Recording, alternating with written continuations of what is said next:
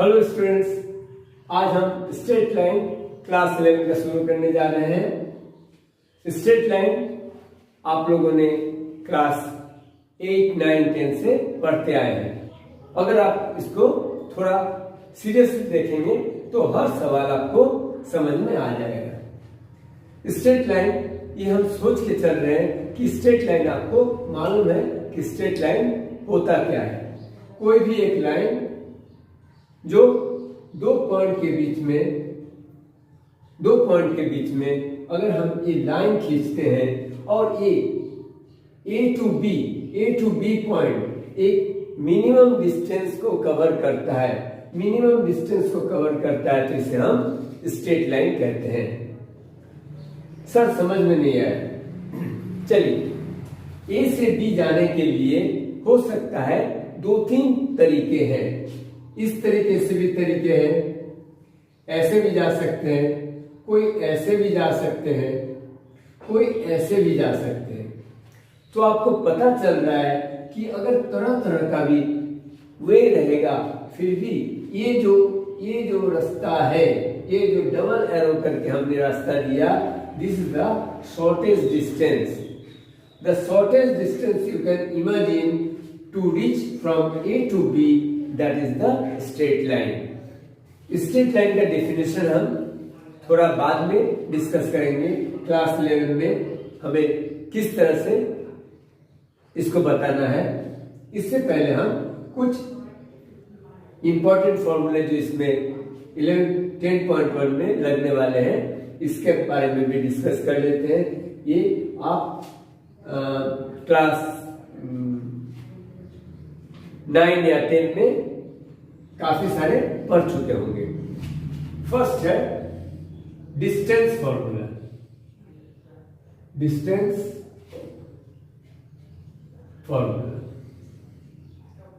Distance formula derive नहीं करेंगे क्योंकि डेरिवेशन ऑलरेडी क्लास 10 में कर चुके हैं। अभी इसमें सिर्फ फॉर्मूला को थोड़ा रिकैप कर लेंगे ताकि हमको एक्सरसाइज करने में हेल्प होगा। ए से बी, ए का कोऑर्डिनेट अगर x1 y1 है, बी का कोऑर्डिनेट अगर x2 y2 है, तो हमारा ए बी स्क्वायर बनता है y2 minus y1 whole square plus x2 minus x1 का होल स्क्वायर।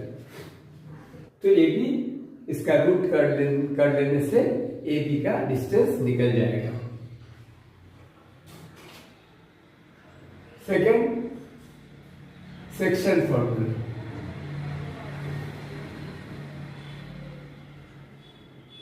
इसमें दो तरह का सेक्शन हो सकता है। ऐसा हो सकता है इंटरनल और एक्सटर्नल।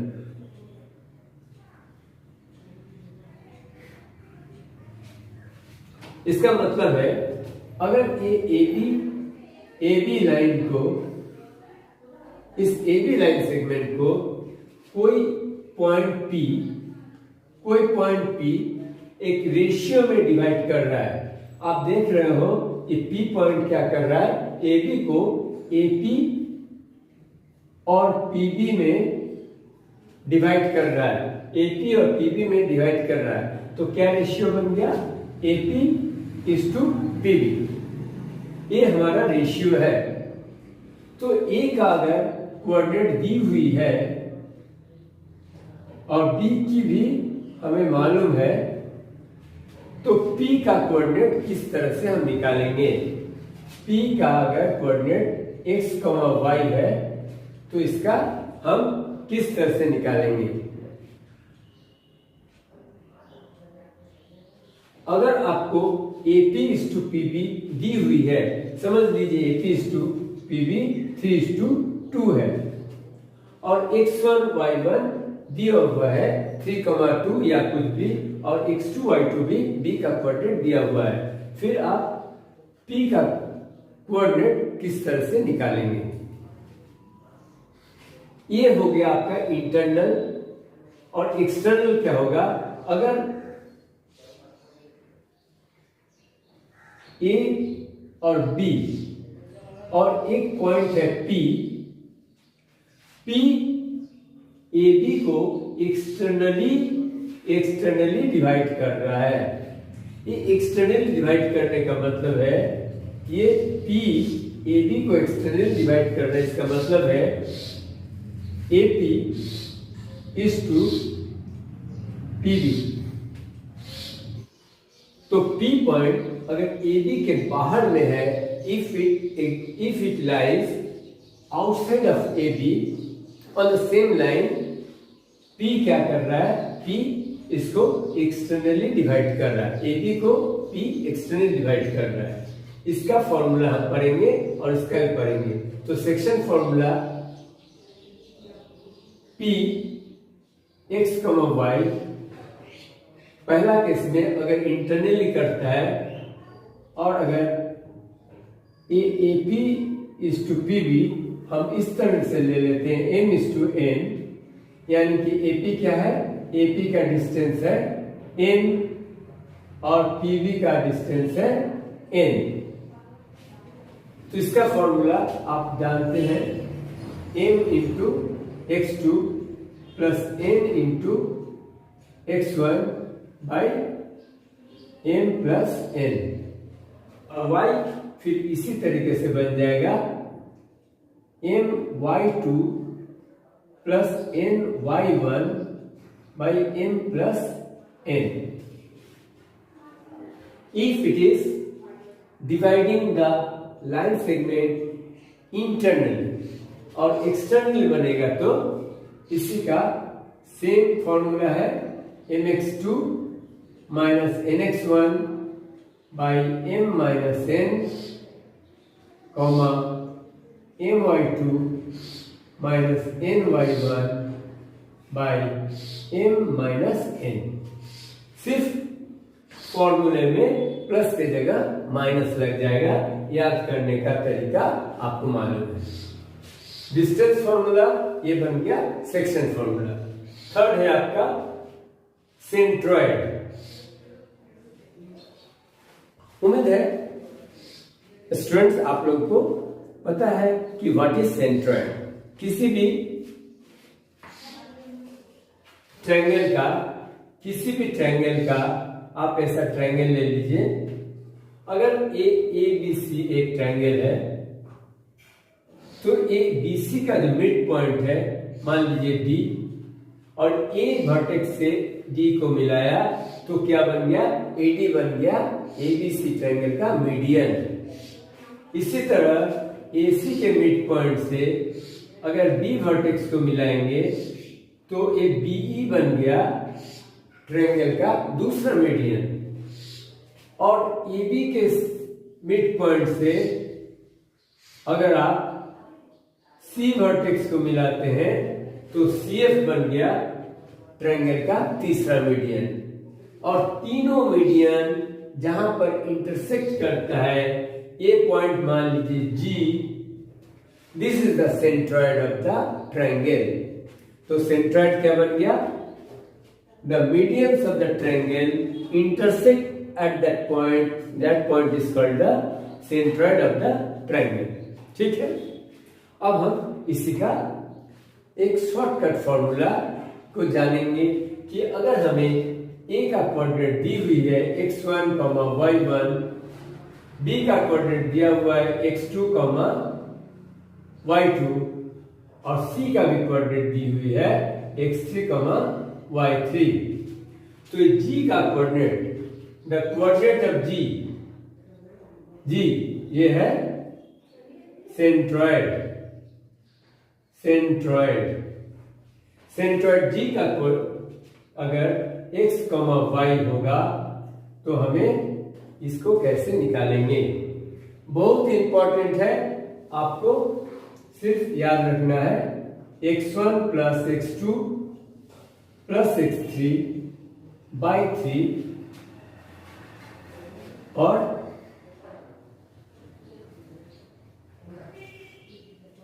इसका y कोऑर्डिनेट बनेगा y1 plus y2 plus y3 by 3। Centroid of a triangle, sum of the x coordinates of all the vertices by 3, comma sum of the y coordinates of the all the 3 vertices by 3। बस इतना ही है, आपका centroid का coordinates निकल जाएगा। वैसे एक चीज आपको मालूम होना चाहिए, सेंट्रॉइड जो होता है, सेंट्रॉइड का एक और भी क्वालिटी है, इसको नोट कर लीजिए। Note AG is to GD हमेशा क्या होती है, 2:1 होती है। G जो है, G पॉइंट किसी भी मीडियन को 2:1 में डिवाइड करता है। तो 2 किधर होगा, 2 होगा वर्टेक्स के तरफ और 1 किधर होगा, 1 होगा साइड के तरफ। ये आपको मालूम होना चाहिए। AG is to GD 2:1 होगा या GD is to AG 2:1 होगा। बच्चों को हमेशा कंफ्यूजन हो जाता है, तो आपको मालूम होना चाहिए पहला वाला जो रेशियो है वो वर्टेक्स के तरफ से सेंट्रॉइड की तरफ आ रही है और दूसरी वाली जो 1 है वो सेंट्रॉइड से साइड की तरफ आ रही है, साइड के मिड पॉइंट की तरफ आ रही है। बच्चों सेक्शन फॉर्मूला में एक चीज और बताना चाहेंगे। सेक्शन फॉर्मूला में, ये सेक्शन फॉर्मूला में एक और चीज बताना चाहेंगे जो है मिड पॉइंट। मिड पॉइंट अगर ये AB, अगर AB लाइन सेगमेंट को P क्या कर रही है, P है मिड पॉइंट, ये अगर बाइसेक्ट कर रही है तो फिर ये सेक्शन फॉर्मूला हम और भी सिंपल तरीके से किस तरह से लगाएंगे। तो A का कोऑर्डिनेट है x, y1 और B का कोऑर्डिनेट है x2, y2 और P मान लीजिए x, y है और P क्या कर रही है, AB को बाइसेक्ट कर रही है। तो AP और PB क्या है, इक्वल है। इसका मतलब m/n क्या है, m/n इक्वल टू 1:1।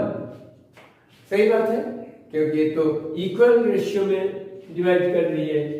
तो इस हालत में आप जब मिड पॉइंट का इसका फॉर्मूला लगाएंगे x, y क्या बन जाएगा, 1, m भी 1 है, n भी 1 है। हम इसको लिख सकते हैं x1 plus x2 by 2, y1 plus y2 by 2। देख लो m और n का वैल्यू 1 1 पुट किया तो x1 प्लस x2 by 2 और y1 प्लस y2 by 2। तो जब भी हमें मिड पॉइंट का सवाल आएंगे तो हम इसको डायरेक्टली मिड पॉइंट का फॉर्मूला से, जो मिड पॉइंट का कोऑर्डिनेट है, इसको इस तरीके से हम निकाल सकते हैं।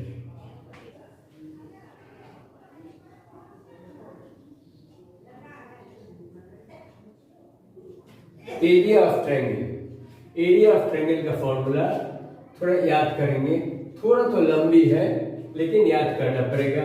1/2 मॉड लगाएंगे x1, सेम ट्रायंगल को ले रहे हैं जिसका वर्टिसेस है x1 y1, x2 y2, x3 y3। x1 into y2 minus y3 plus x2 into y3 minus y1 plus x3 y1 minus y2 और ये मॉड के अंदर में रहेगा। मॉड के अंदर में रहने का मतलब है जो हमारा अगर ये रिजल्ट माइनस में भी आएगा तो उसको मॉड क्या करेगा, प्लस बना देगा। तो इसको भी याद करने का तरीका थोड़ा सा आपको ध्यान में प्रैक्टिस करना चाहिए।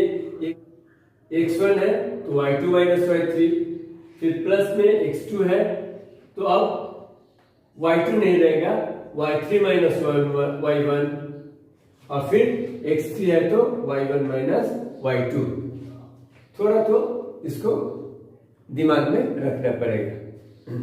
स्टूडेंट्स, एक्सरसाइज 10.1 के पहला question, draw a quadrilateral in the Cartesian plane, जो हमने ड्रॉ करके रखा है, whose vertices are -4,5, 0,7, 5,-5 and -4,-2, and also find its area। तो इस क्वाड्रिलेटरल का हमें एरिया फाइंड करना है। तो यहां पर आपको मालूम चल रहा है कि क्वाड्रिलेटरल जो इरेगुलर शेप का है, इसका तो हम इस स्ट्रेट फॉरवर्ड एरिया नहीं निकाल सकते हैं। तो इसके लिए क्या करेंगे, इसको दो ट्रायंगल में हम डिवाइड करेंगे, दोनों ट्रायंगल का एरिया हम फाइंड आउट करेंगे। फॉर्मूला हमें मिला हुआ है, तो हमारे पास कोई चैलेंज नहीं है। दो अलग अलग ट्रायंगल का एरिया निकालेंगे और दोनों एरिया को जब ऐड करेंगे हमारा एरिया ऑफ क्वाड्रिलेटरल निकल जाएगा।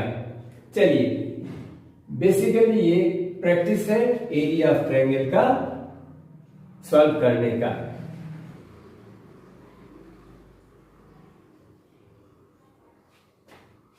चल, हमने क्या किया, ट्रायंगल ABD और ट्रायंगल BDC दो ट्रायंगल बना लिया। हमने क्या किया, BD को कनेक्ट किया, इसलिए हमारा ट्रायंगल है ABD और दूसरा ट्रायंगल है BDC। दोनों ट्रायंगल का हम एरिया निकालते हैं। ये एरिया, ये ट्रायंगल 1, ये ट्रायंगल हमारा 2। So area of triangle 1 equal to 1/2, formula लिखी हुई है। अब अगर इसको हम x1 y1 लेते हैं, इसको अगर x2 y2 लेते हैं, और इसे हम अगर x3 y3 लेते हैं, तो इसी तरह हमें वैल्यू पुट करनी पड़ेगी। x1 -4 इंटू y2 की जगह 7 माइनस y3 क्या है, -2। तो माइनस है और फिर माइनस है, तो माइनस और -2 बन जाएगा +2 प्लस x2 क्या है, x2 है 0। तो 0 है और 0 के साथ हम कुछ भी मल्टीप्लाई करेंगे तो कंप्लीट 0 बना देगी, इसलिए y3 माइनस y1 लिखने की जरूरत नहीं है। फिर x3 क्या है, x3 हमने यहाँ पर -4 है, तो यहाँ पर -4 into y1 minus y2 y1 है 5 माइनस y2 7।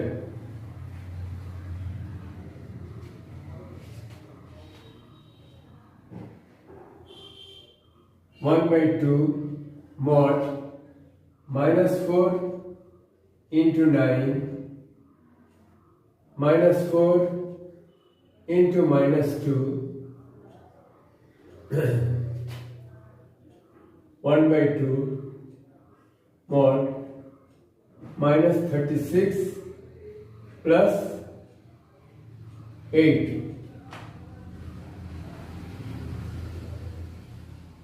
(1/2) minus 28। तो माइनस से बाहर निकलेगा तो क्वांटिटी पॉजिटिव बन जाएगी,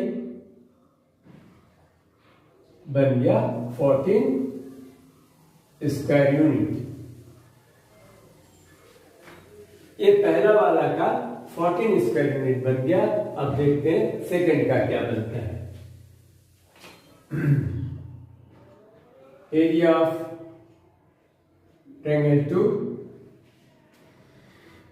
अब इसे हम ए पॉइंट का जरूरत नहीं है, लेकिन बी पॉइंट का, सी पॉइंट का और डी पॉइंट का जरूरत है। अब यहाँ पर अगर हम सी को x1, y1 ले लेते हैं, इसे हम x2, y2 रखते हैं और इसे हम x3, y3 रखते हैं। इसी तरीके से हमको यहाँ पर फॉर्मूले में भी वैल्यूज को पुट करनी पड़ेगी। 1/2 mod x1, तो x1 इसमें 5 है, 5 into y2 minus y3, y2 7 minus y3 क्या है, -2 है, तो माइनस और माइनस प्लस हो जाएगा, +2 बन जाएगा, प्लस x2 क्या है, x2 अगेन यहाँ पर 0 है, सो 0 से हम किसी भी चीज को मल्टीप्लाई करेंगे, y3 माइनस y1 वो तो 0 बन जाएगा, प्लस x3 क्या है, -4, तो इसको हम -4 लिखते हैं, into y1 minus y2, y1 है -5 माइनस y2 है 7 mod 1/2 mod 5 into 9 -12 -4, -5 -7 -12 बन जाएगा और -4 से मल्टीप्लाई होगा तो +48, 4 into 12, ये टोटल पॉजिटिव है, इसलिए इसमें तो कोई प्रॉब्लम है नहीं।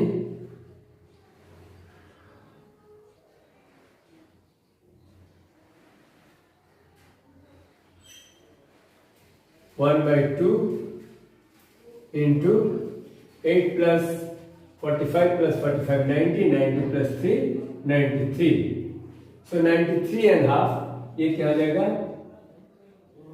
46.5 square unit.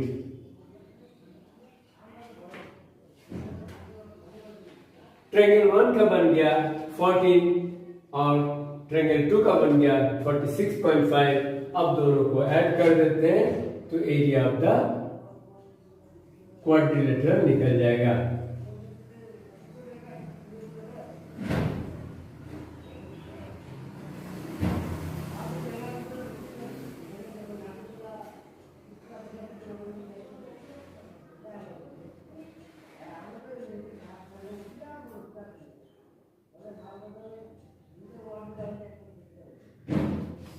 Six plus 4 0 121 5 6 60.5 square unit answer. Next sum है the base of an equilateral triangle with side 2a lies along the y axis. इसका पहले फिगर बना लेते हैं। ये हमारा y एक्सिस है और ये x एक्सिस, ये हमारा ओरिजिन।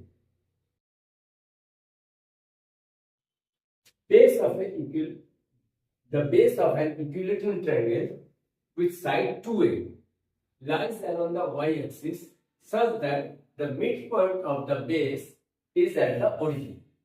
तो एक इक्विलेटरल ट्रायंगल है, इस तरह से एक इक्विलेटरल ट्रायंगल है जिसका बेस क्या है, ये बेस है, ये मान लीजिए बी सी, ये बेस है, base of the equilateral triangle.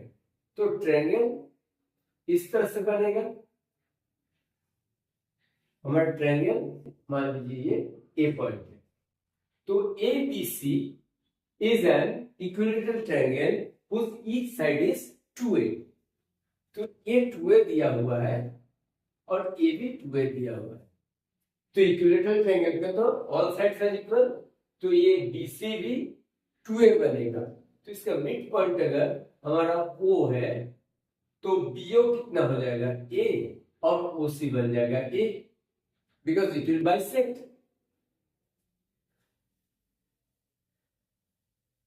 Find the vertices of the triangle, तो आपको वर्टिसेस फाइंड आउट करना है। इसका मतलब क्या है, वर्टिसेस का कोऑर्डिनेट निकालना है, पोजीशन निकालना है, बस इतना ही करना है।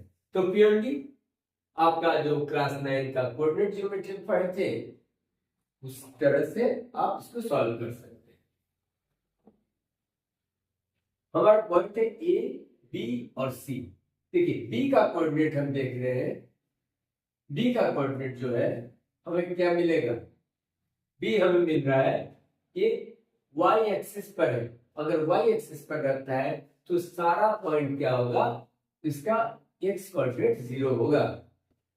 कोई भी points on the y axis is 0, comma, और ये ओरिजिन से कितना दूरी पर है, a डिस्टेंस पर है, इसलिए b का कोऑर्डिनेट हो गया 0, a। अब इसी तरह c का कोऑर्डिनेट देखते हैं। c भी क्या है, y एक्सिस पर है, इसलिए c का भी जो x कोऑर्डिनेट होगा 0 होगा। और y कोऑर्डिनेट क्या होगा, y ये तो x एक्सिस के नीचे है, तो नीचे का हम माइनस से डिनोट करते हैं, तो ये माइनस ये हो जाएगा। तो प्रॉब्लम जो आने वाली है ये है a कोऑर्डिनेट के लिए, क्योंकि a कोऑर्डिनेट के लिए इसका तो हमें मालूम है कि x एक्सिस पर है, तो इसका क्या हो जाएगा, a कोऑर्डिनेट का a का जो कोऑर्डिनेट है इसका y कोऑर्डिनेट तो 0 है, लेकिन x कोऑर्डिनेट के लिए आपको OA का डिस्टेंस निकालना है। क्योंकि बच्चों अगर A B C एक हम इक्विलेटरल ट्रायंगल बना लिए और ये क्या है AO, इसी ट्रायंगल को हमने यहां पर ड्रॉ किया कुछ अलग तरीके से।